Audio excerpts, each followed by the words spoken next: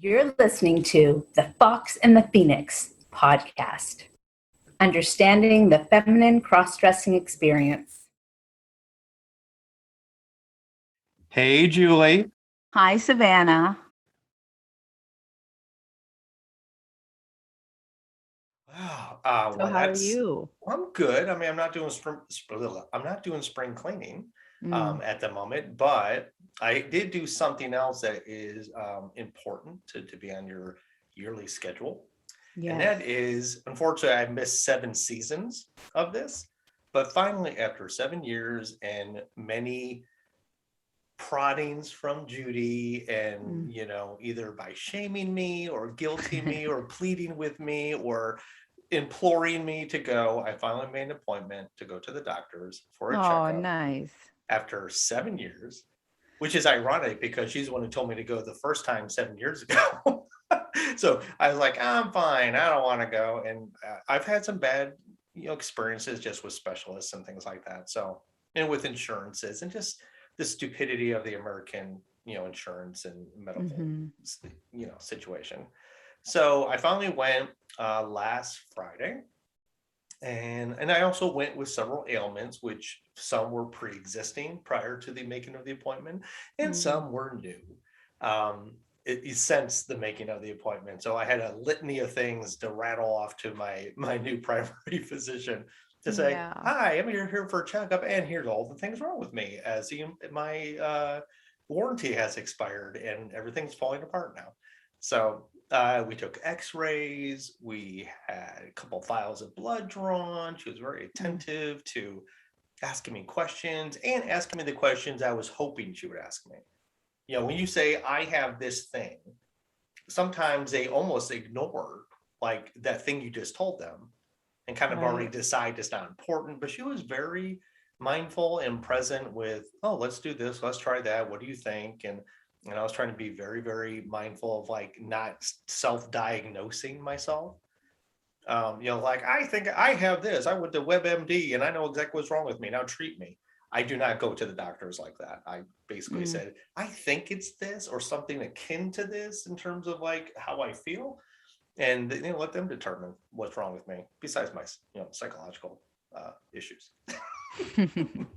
But that being said, I wanted to take some time this episode to talk about something very scary that I did prior to this appointment, which is prior to the appointment, we have an app now on our phones that you can kind of what do you call it? You like kind of do your intake yourself, where you do your medical history and if your mother and father and siblings have problems. And one of the new things they have now is they have, okay, what's your sign, birth, male, what is your gender? And there's male, female, third gender, non-binary, other. And I felt confident enough to put non-binary as my gender for the first time ever. Yeah. I'm so proud of you. Yeah. It's a big deal. It is. I think people might not realize how big a deal it is, unlike you who you do understand, is that to say that makes it official. Yeah, exactly. On official documents, on medical documents, on things that will be seen by many people aside from you. And it was one of those things where this is the first time I've seen it before in other ways. Don't get me wrong. Even on social media, they'll have, gender and you can describe yourself in different ways. This is the first time in such an official capacity that I was okay with it and proud to say, you know what, I am non-binary. It's like, and it should be counted.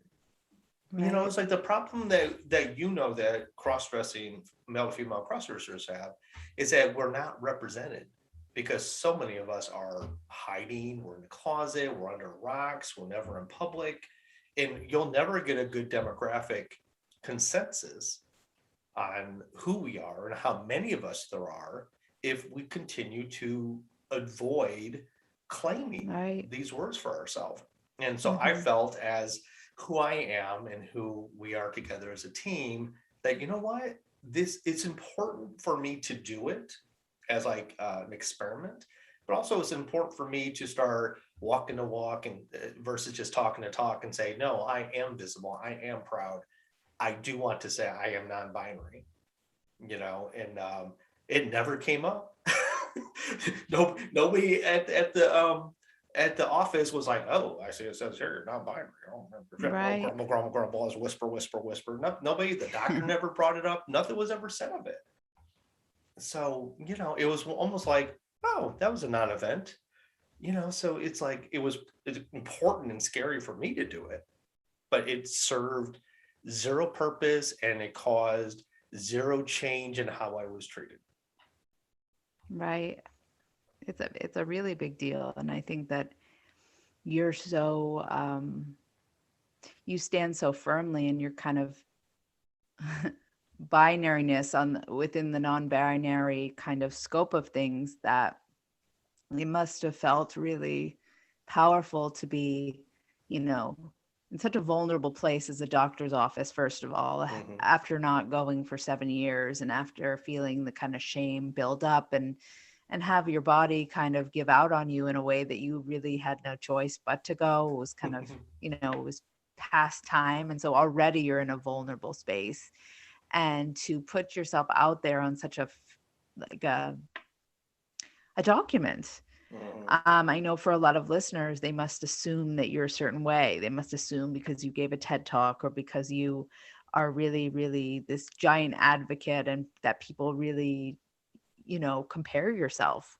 They compare themselves to you, which is dangerous in itself. But it's also important to know that when comparing like with like, that there is also a very large similarity. And that's the fact that putting yourself out there as a non-binary person in this world on a loud level, such as a medical document, it's scary, and it's huge, and it's something that you continue to take baby steps towards becoming. And so this wasn't such a moment for, and then I realized that the medical staff had no, difference. They treated me like a person and this and that, but there's a lot. It's bigger than that. It's you kind of claiming your authenticity in a louder forum, where, as we've discussed so many times on this podcast, being a cross-dresser, being queer, being trans, however you label yourself, it's such a personal, private, closeted, shame-based situation. So it really is such a big deal to check off that form and kind of claim yourself for yourself, and for that internal battle you have with yourself, and say, this is who I am. And look, no one's treating me any differently because they just aren't. But wow, that major shift and something I claimed. It's kind of like when destiny calls, it's not this loud thing. It's like destiny, da, da, da, da, da, da, da. It's softer than that. It's more subtle, and it makes the giant impact. So this was a really huge moment for you, and I'm really, really proud. Thank you. You can find me on Facebook at Savannah Hauk, or at Living with Crossdressing, and on Instagram at Savannah Hauk. Remember, that's HAUK. And to learn more, go to my website, livingwithcrossdressing.com. And you can find me on Instagram and Facebook at Fox and Hanger or at Julie MTF Style, as well as on our website at foxandhanger.com. Julie, it's your moment. The Fox and the Phoenix podcast uses Anchor. Copyright 2022. Yes, nailed it.